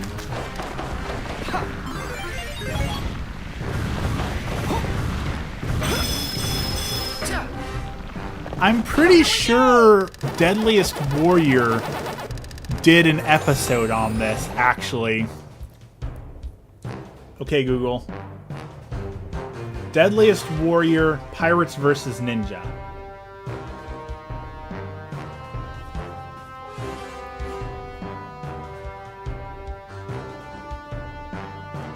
Yeah, Deadliest Warrior, which was on the Discovery Channel, or the Discovery and History Channel, so we know that this is scientifically accurate and well founded by the scientific method. Says that pirates would win. So, if the History Channel declared it to be true, how could you possibly argue with that? Then again, they also, as a season finale, they did zombies versus vampires, and they said that zombies would win versus a vampire, and that I just can't get behind in any capacity. So maybe they don't know what they're talking about. Tasty.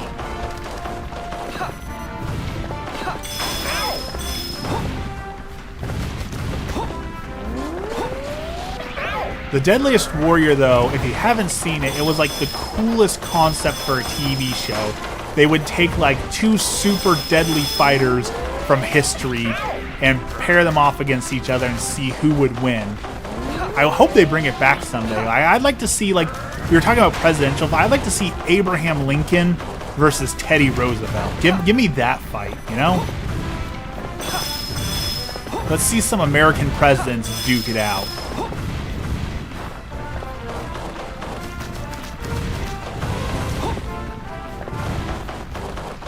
How long is this snowball section? I feel like I've been running for like an hour now.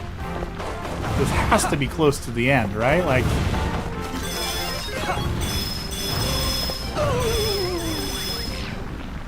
Chaos! Welcome in! We are playing the new Pac-Man game. Zombies would not win it. Well, okay, it depends. When you bring up zombies, you have to then ask what style of zombie? Are we talking about like shuffling slow? Are we talking 28 days later, super fast? Are we talking Shaun of the Dead, slow and stupid? Like, the kind of zombie definitely matters as well. But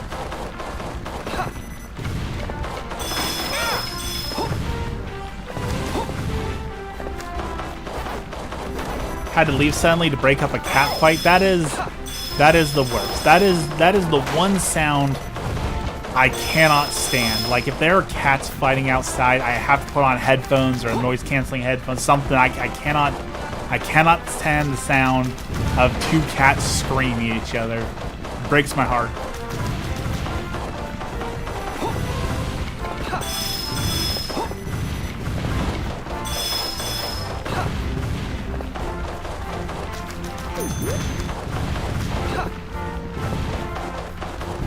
Alright, giant snowball. We're done fighting the giant snowball. I'm done running.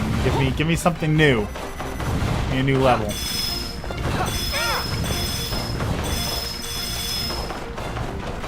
Here we go! Vampires can't even take advantage of the whole day. Zombies have no use for blood. They could like be completely drained of it already. Zombies continually run into hordes where vampires traditionally work solo. I guess it depends on if the vampires need blood too. Yeah.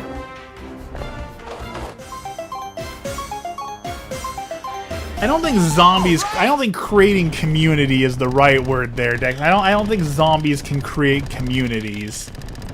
That requires some semblance of like consciousness, doesn't it?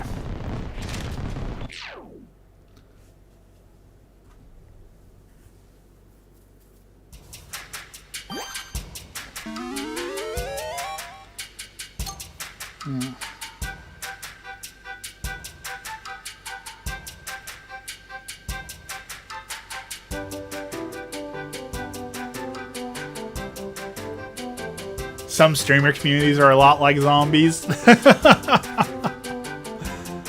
That is absolutely the truth. 100%. Let's go.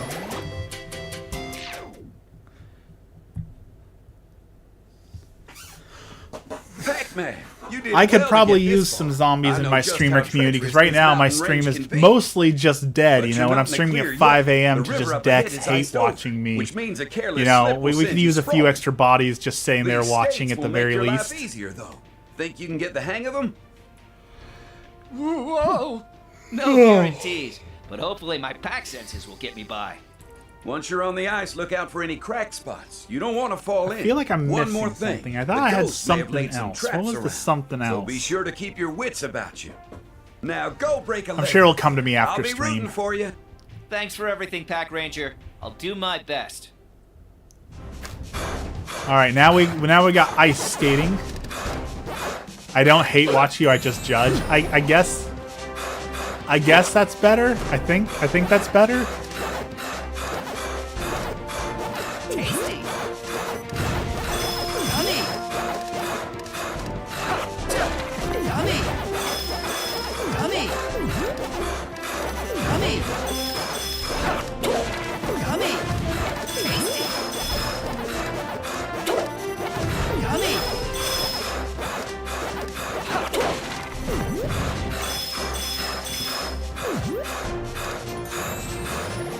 How are you able to stream this long today? Is this your normal Friday schedule? Honestly, I just looked at the time and I didn't realize how late I was streaming. I probably should go, but I don't do my day job on Fridays. I actually get 3-day weekends with my job, so sometimes I can stream a little bit longer on Fridays because I don't do my regular job on Fridays. Usually I'm running up against a hard stop because I gotta get ready for work, but since I usually have Fridays off, I can usually stream a little bit longer, but typically I don't because I'm old and my back starts to hurt, so I gotta get up and go like wash dishes and walk around a little bit so that my back will stop hurting. So this is probably the last level that we're gonna do here for Pacman, and I'm gonna wash some dishes and make some breakfast and start on the day. Welcome back, welcome back.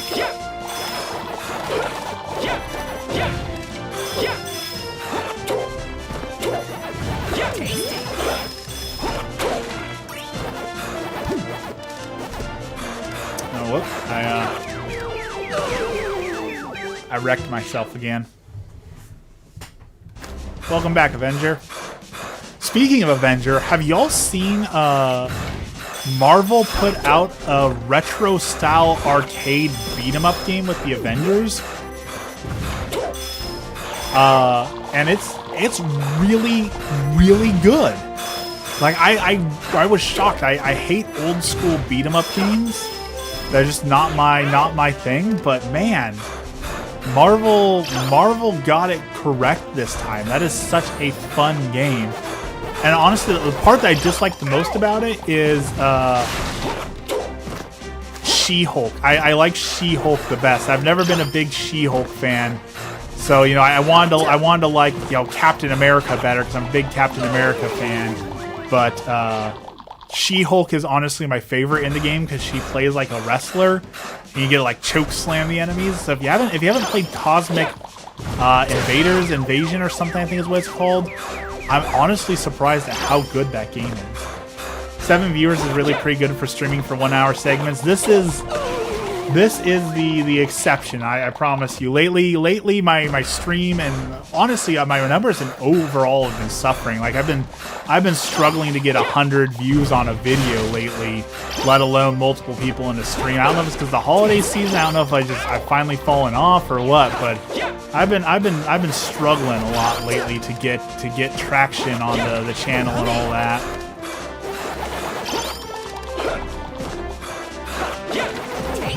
I just now had my Arc Raiders and Helldivers 2 videos are popping off this morning and just hit like 1,000 views, and that's not very good. It might be the season. My viewer numbers have been up and down lately. Half-Life 3 tomorrow. Okay, I'm gonna say we're gonna end the stream apparently with an unpopular opinion. Half-Life 2 was a good game. Don't get me wrong. Half-Life and Half-Life 2 were good when they came out. They were certainly passable, fun games.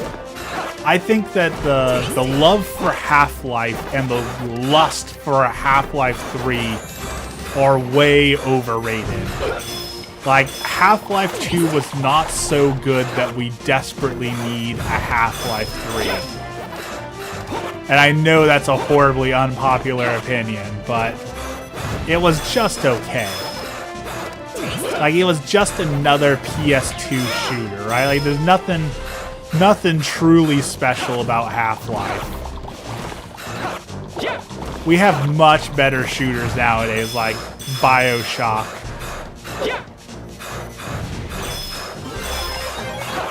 So I don't understand why people so desperately want Half-Life 3.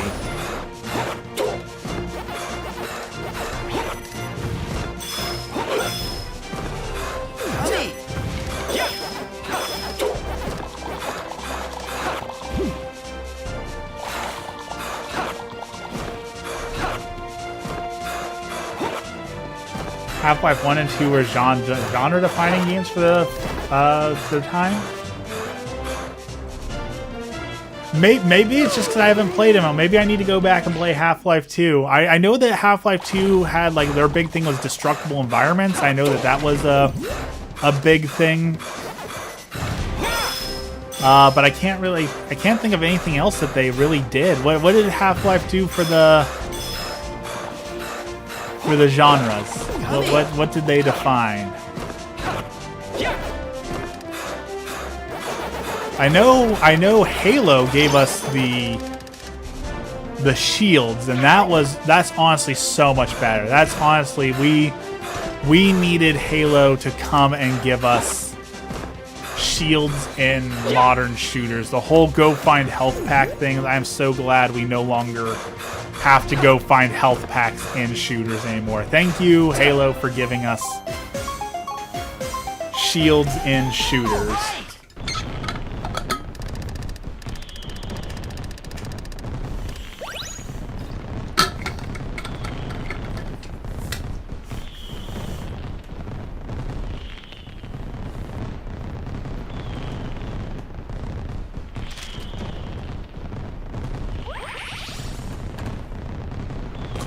We got Ice Skating Pacman trophy.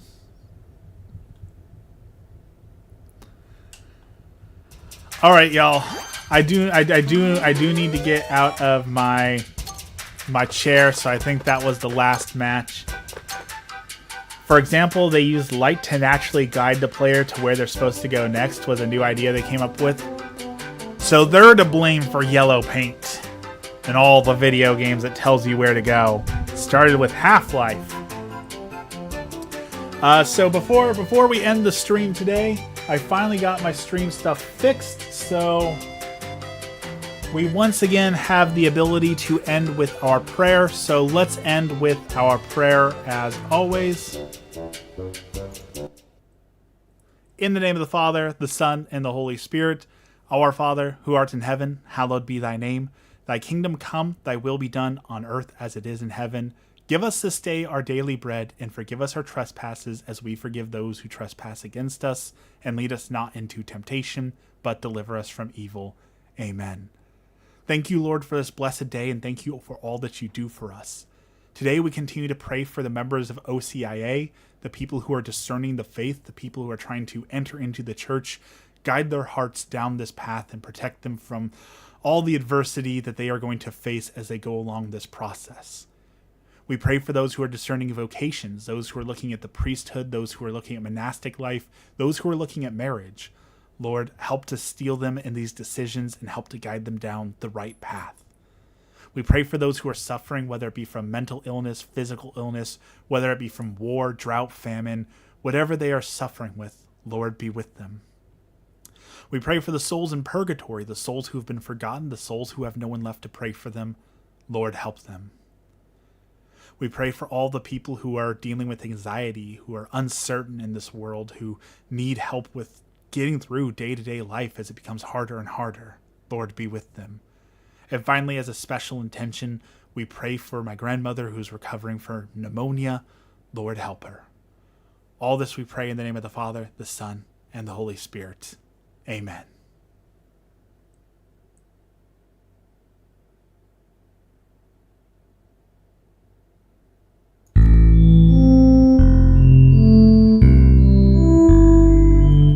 All right, everyone. Thank you so much for hanging out with me today. Special shout out to P. Tony, who was hanging out with us for a long time today. If you haven't checked out Peter's stream and you want another Catholic streamer, check out P. Tony's profile. Until then, have a blessed day and a good weekend, and I will see you all again soon.